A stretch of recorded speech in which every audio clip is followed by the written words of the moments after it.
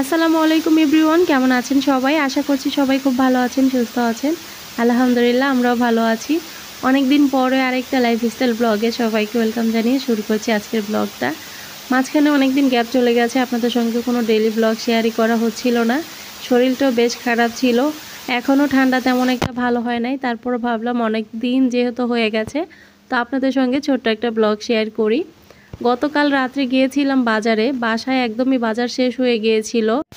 দিন দিন দ্রব্যমূল্যের দাম এত পরিমাণে বেড়ে যাচ্ছে যে আমাদের মতো মধ্যবিত্ত যারা আছি তাদের মনে হয় যে খেয়ে পরে বেঁচে থাকাটাই অনেক কষ্টকর হয়ে যায়। তারপরও কি করব, বাজার একদমই ছিল না, বাসায় করতেই হলো। তো এইখানে আমি 1 কেজি পরিমাণে মসুরির ডাল এবং হাফ কেজি মুগ ডাল কিনেছি। সেই সাথে পুরো মাসের যে তেলটা লাগবে, সয়াবিন তেল, সেই তেল, তারপরে 1 কেজি চালের গুঁড়ো কিনেছি। মাঝে মাঝে বাসায় দেখা যায় যে প্রয়োজন পড়ে, তো 1 কেজি পরিমাণে কিনেছি। বললাম না যে এত পরিমাণে দাম, তো বেশি জিনিস কেনাটা মনে হয় যে সাহস করাটাই অনেকটা কষ্টকর। তো যাই হোক, আমি এইখানে মসুরির ডাল সিদ্ধ করে নিয়েছি, এখন ডালটা বাগার দিয়ে দিব। আর ডাল বাগার দেওয়ার সময় আমি সব সময় হলুদের গুঁড়োটা দিই। এরকম সময় হলুদের গুঁড়ো দিলে যেটা হয় যে হলুদের গুঁড়ো মাঝে মাঝে একটু যদি বেশিও হয়ে যায়, সেক্ষেত্রে গন্ধটা লাগে না। তো যাই হোক, ডালটা বাগার দিয়ে দিয়েছি, দিয়ে আমি আরও বাকি কিছু কাজ করে নেব। আর আমি আজকে টক ডাল রান্না করেছি আম দিয়ে। আমাদের বাসায় তো মোটামুটি সবাই টক ডাল খুব পছন্দ করে, যে কোনো টকের সিজনে, যেমন আম, জলপাই, এইসব সময়গুলোতে টক ডাল খেতেই বেশি পছন্দ করে। তো আমি দেখা যায় টক ফলগুলো যখন পাওয়া যায় ডালে দেওয়ার চেষ্টা করি, যেহেতু সবাই পছন্দ করে। আর এইদিকে আমার শরীরটা যেহেতু ভালো ছিল না অনেক দিন যাবৎ, এই তো রান্নাঘরের তেমন কোনো কাজই করতে পারি নাই।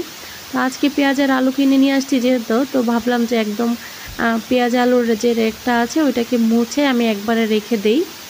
তো এটাকে আমি মুছে নিলাম। আর এদিকে রান্নাও যেহেতু দুপুরে করছি, তো এইদিকে ওইদিকে সব দিকে মিলিয়েই করে নেব, যেহেতু একা হাতের কাজ, সব দিকে আসলে আমাকেই করতে হবে। তো মিলিয়ে ঝিলিয়ে আমি আসলে করে নিচ্ছি।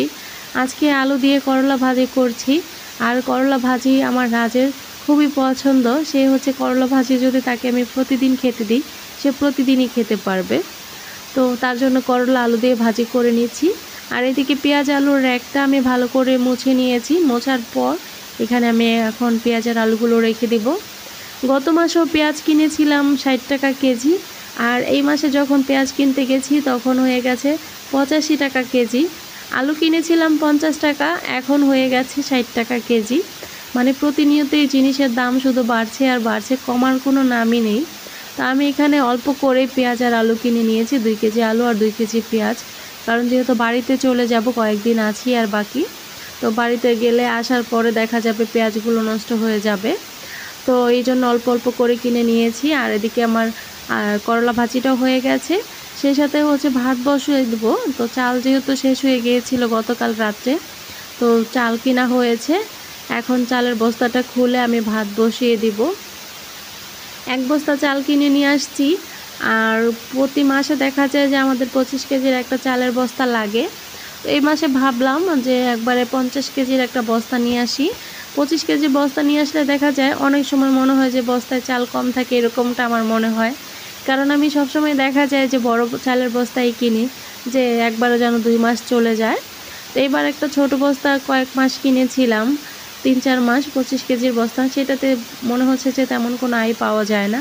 তাই আমি একটা বড় চালের বস্তা কিনে নিয়ে আসছি এবার। তো চালগুলোকে এখন আমি ড্রামে ঢেলে দিচ্ছি, আর কিছু চাল বাকি দিয়ে দিলাম যেন ভাতটা বসিয়ে দেয়। এদিকে আজকে লইটা শুটকি ভুনা করেছিলাম। তো লইটা শুটকি ভুনাটাও প্রায় কাছাকাছি হয়ে গেছে। তো আমি আর কিছুক্ষণ রান্না করে ঝোলটাকে শুকিয়ে নিব। শুটকি ভুনা যত কষানো হয় মনে হয় যে ততই ভালো লাগে।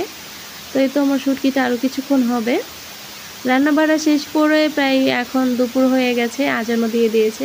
সবাই গোসল টোসল করে নিয়েছি, আর সেই সাথে রাইসার বাবাও লাঞ্চ করতে চলে আসছে। সবাইকে এখন খাবারটা দিয়ে দিব। আর সেই সাথে আপনাদের কাছে ছোট্ট একটা রিকোয়েস্ট করছি, আজকে যারা নতুন আমার ব্লগ দেখছেন, আপনাদের কাছে যদি আমার ব্লগ ভালো লেগে থাকে তাহলে একটা লাইক দিয়ে চ্যানেলটা সাবস্ক্রাইব করে আমার সঙ্গেই থাকবেন। আর কোনো মতামত থাকলে অবশ্যই আমার সঙ্গে কমেন্টে শেয়ার করতে পারেন। তো প্লেট দিয়ে দিচ্ছি, এখন আমরা সবাই টেবিলে খেতে বসে পড়ব। তো দুপুরবেলা আজকে খাবার আসলেই ভালো ছিল, যেহেতু গরম ছিল ভালোই মোটামুটি। এই গরমের ভিতরে আসলে হালকা পাতলা খাবারগুলোই সবসময় ভালো লাগে। আর আজকে লইটা শুটকি ভুনাটা তো বেশ অনেক মজা হয়েছিল। আমরা বেশ মজা করে আজকে দুপুরে লাঞ্চ করলাম। এই তো আমার টক ডালটা, ডাল, করলা ভাজি, তারপর হচ্ছে লইটা শুটকি ভুনা, আজকে সব কয়টা খাবারই বেশ মজা হয়েছিল। তো লাঞ্চটা শেষ করে আপনাদের সঙ্গে আমি এখানে কিছু গজ কাপড় কিনেছিলাম। তো এটা দিয়ে আমি একটা ড্রেস বানিয়েছি, সেটা ডিজাইনটা আপনাদের সঙ্গে শেয়ার করব এবং কত টাকা পড়লো সেটাও জানাবো। মানে খুবই কম খরচে আপনারা ঘরে বসে এই ধরনের গজ কাপড় দিয়ে কিন্তু একটা ড্রেস বানিয়ে নিতে পারেন। সামনে যেহেতু গরমকাল, কোরবানিটাও পড়ছে, গরমের ভিতরে রোজার ঈদ আমরা পার করেছি গরমে। এই গরমের ভিতরে একদম সুতি সফট একটা কাপড় দিয়ে আমি এই জামাটা বানিয়েছি। এখানে সেলরের কাপড় আছে, আমি জামাটা বানিয়ে ফেলেছি, জামাটা আপনাদেরকে দেখাবো। এই তো লেস কিনেছি, এখানে চিকন একটা লেস কিনে নিয়ে আসছি। এখানে টোটাল লেস আমি কিনেছিলাম 7 গজ। আমার আসলে 7 গজ লেস লাগেনি। তো ওইখানে হচ্ছে দোকানের ভাইয়াটা 7 গজ লেস ছিল, উনি বললো যে পুরোটাই নিয়ে যেতে। আমার এখানে 6 গজের মতো লেস লেগেছিল, জামা আর সেলর দুইটা মিলিয়ে 1 গজ লেস আমার কাছে রয়ে গিয়েছিল। জামাটা আমি বানিয়েছি গোল গলা দিয়ে এবং আমি এটাতে সুতা দিয়ে আমি কাজ করে নিব, সেই জন্য আঁকিয়ে নিয়েছি জামাটা একটু। আর যে লেসটা আমি কিনেছিলাম সেই লেসটা আমি জামার সামনে, পিছনে এবং হাতায় আর সেলরের নিচের অংশে আমি এই লেসটা ব্যবহার করেছি। টোটাল লেস লেগেছে আমার 6 গজ। এভাবে করে আমি জামার চারো সাইডের বর্ডারে লাগিয়ে নিয়েছি। এই তো। আর আমি যে সুতাগুলো দিয়ে কাজ করব সেগুলো এখন দেখিয়ে দিচ্ছি। এখানে সুতি যে লাচ্চা সুতাগুলো বলে, লাচ্চি সুতা, সেই সুতা আমি নিয়েছি। এখানে আমার টোটাল 8টা সুতা লেগেছিল। আর এই সুতাগুলো নিয়েছিল 5 টাকা করে, 5 টাকা না সরি 6 টাকা করে। আমার টোটাল 8টা সুতা লেগেছিল আর 8টা সুতার দাম নিয়েছিল 45 টাকা। 48 টাকা দাম আসে, উনি 45 টাকা রেখেছিল। আর টোটাল আমি জামা আর যে সেলরটা বানিয়েছি সেইখানে আমার কাপড় লেগেছে 5 গজ, জামাতে 3 গজ এবং সেলরে 2 গজ। 5 গজ কাপড়ের দাম নিয়েছিল 325 টাকা, 65 টাকা করে গজ নিয়েছিল। তো 65 টাকা করে গজ নিয়েছে। আর সুতা তো পড়েছে, বললামই আপনাদেরকে যে সুতা পড়েছে আমার এখানে 45 টাকা। আর সেই সাথে আমি যে লেসটা ব্যবহার করেছি, লেস নিয়েছিল এখানে 15 টাকা করে গজ। আমি এখানে টোটাল 6 গজ লেস ব্যবহার করেছি।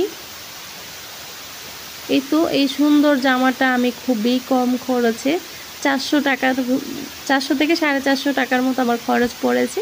এই 450 টাকাতে আমি এই 2 পিসটা বানিয়েছি। কেমন হয়েছে? আর এটা পরে এত আরামদায়ক আর খুবই সুন্দর লাগছিল। আপনাদের কাছে আমার এই জামাটা কেমন লেগেছে অবশ্যই কিন্তু কমেন্টে জানাবেন।